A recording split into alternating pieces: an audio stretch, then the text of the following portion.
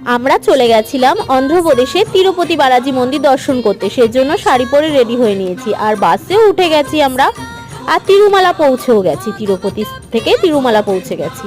তারপরে দেখো এখানে গোবিন্দা করতে করতে মা আর তুর্য নাচ শুরু করে দিয়েছে, আর এদিকে গোবিন্দা গোবিন্দা করতে করতে এখানে সবাই কিন্তু যায়। তিরুপতি বালাজির আরেক নাম হচ্ছে গোবিন্দা। তো চলো তিরুপতি মন্দির দর্শন করে নাও তোমরা, আমরাও দর্শন করে নিয়েছি, এবার তোমরা দর্শন করে নাও।